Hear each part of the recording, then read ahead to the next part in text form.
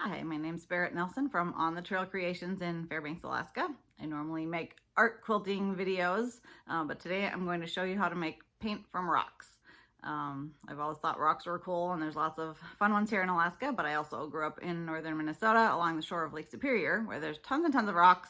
The land there is made on top of something called the Canadian Shield, which is basically 3 million square miles of rock. So I've always loved rocks, but then once I found you could make paint from them, they got even more fun. So I'm definitely an amateur when it comes to making paint from rocks, but I'll show you my process, and maybe you'll want to try it too. So the first thing that you need to do, of course, is find your rock. So that's the first thing I'm going to show you, is just how to pick rocks that might work well. You can try it with just about any rock, but obviously some are going to work better than others. So let's get started. Actually, before we talk about rocks, I should show you what the paint looks like. So here are some that I've made. Hopefully you can see those. The last few are shinier than the other ones, and I'll talk about why that is. I just added another step, so that makes it a little bit better.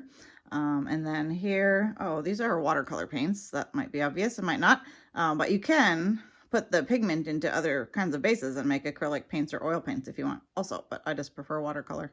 So we'll talk about that also. And here is something that I painted using my rock paint.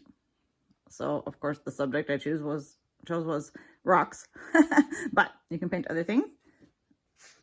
And then I also made this little birch tree scene. So the color variety isn't huge yet. I'm still working on expanding that, but it's been broader than I would have thought. Like, you know, I'm having trouble finding anything that's kind of in the blue, purple, cooler colors range, but browns and grays and blacks and orange and reds are kind of pretty easy to find. So let's talk a little bit about rocks. So there's some here on the tray.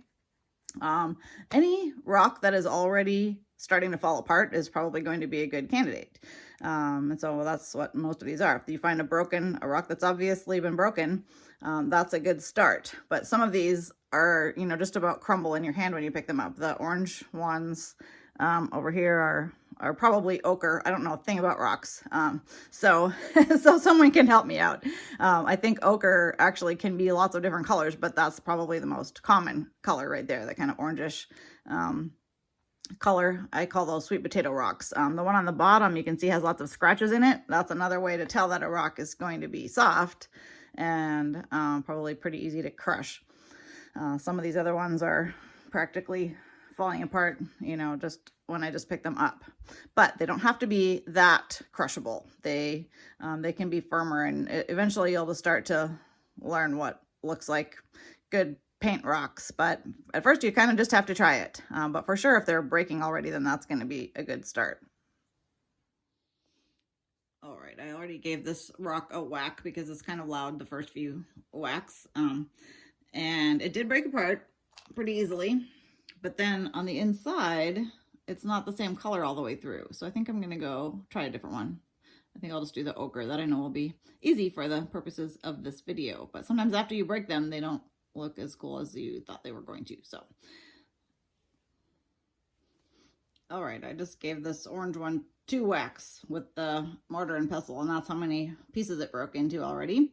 At this stage, I often will take out a chunk so that I can save it along with some of the leftover powder, so then I know at least what the rock looked like before I started, and then I'll put a number on this and a number on my little paint pan.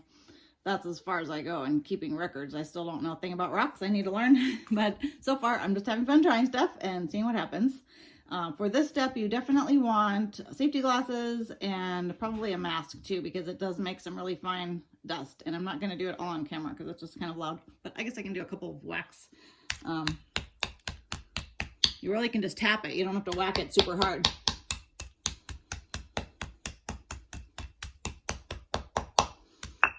And then I'll probably take some of that out of there and work with a smaller batch. And I'll show you what that looks like in a minute.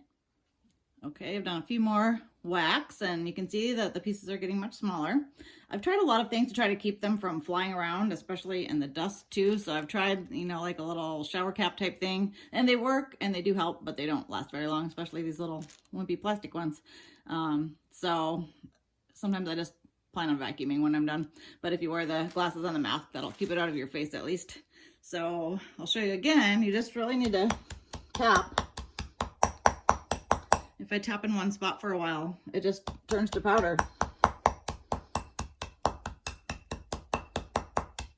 You can also stir it around like this.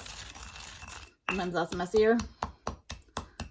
So I'll just keep tapping until most of it's powder, but it still doesn't, it doesn't need to all be down to powder. Really what you want is dust, and I'll show you in a minute how to filter some of that out, but you definitely have to filter it because there's no way, especially with a coarse container like this, to get it to be as fine as we need it to be. So this is just the first step.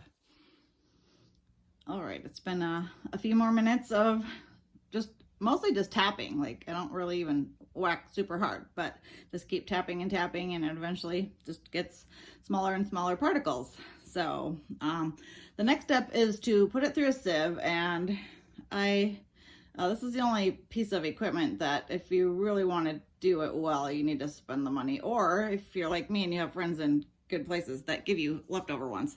This is a super fine mesh industrial level sieve that I'm going to run it through next. Okay, I've dumped it into the sieve, and I brushed out as much as I could out of the bowl with a brush, because that's the stuff we want the most, the stuff that's trying to stick in the bowl. That's going to be the finest particles. So then I put it on a piece of paper that I have folded, so it's easier. I'll show you in a minute to get it off of there. And then I just tap it.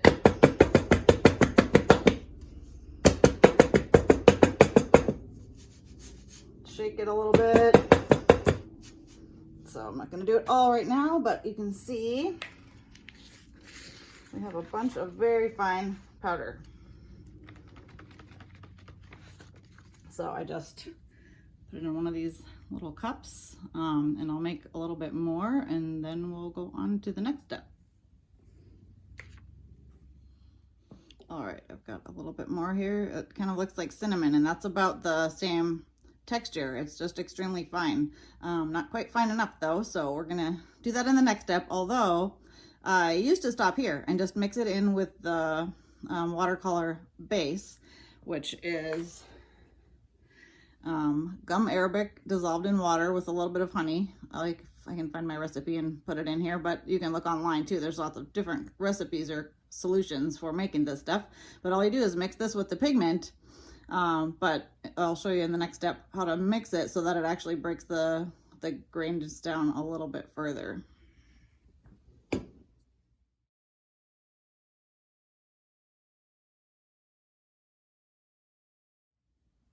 The next step is called mulling, and you can buy a glass plate and a tool called a muller, or you can be cheap like me and just buy a glass plate at the grocery store and find a glass insulator. The insulators come in a couple different shapes, so you definitely want the one that's flatter on the top. And as it starts getting a little bit worn down, and the plate also, they'll actually work a little bit better. So that's an inexpensive solution for that product.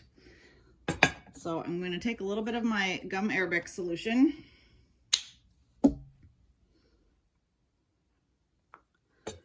And you can use a palette knife to start mixing it together.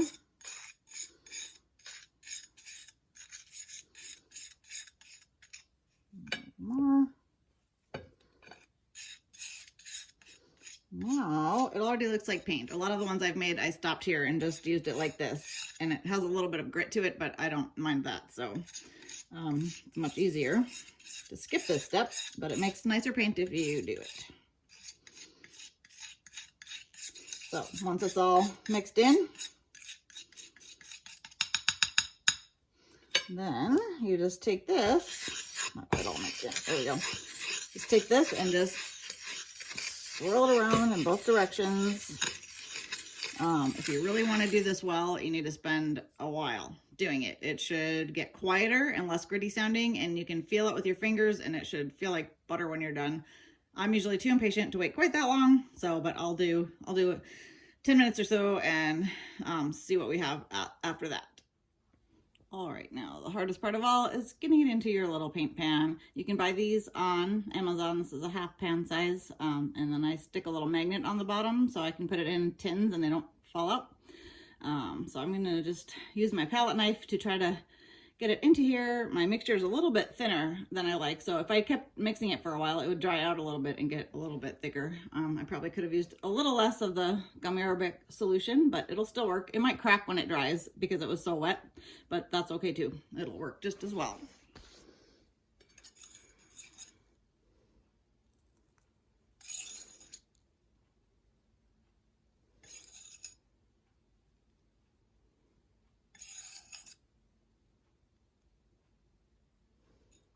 Whoops, made it to the last one. And there we go, a little pan of paint. Now I just let that dry overnight at least until it's all the way dry. And then sometimes if people were really going to make this to sell or something, then you'd want to make another batch and top it off because it will shrink quite a bit and not look as pretty after it dries. But it will work perfectly fine the way it is. Well, there you have making paint from rocks in a nutshell. I imagine I forgot a few things, so I'll stick those in a slide if I think of something. One thing that I already thought of is some people will use a smoother mortar and pestle after the rough one, so like marble, in between the first mortar and pestle and then the sifting. So that can break it down a little bit more also.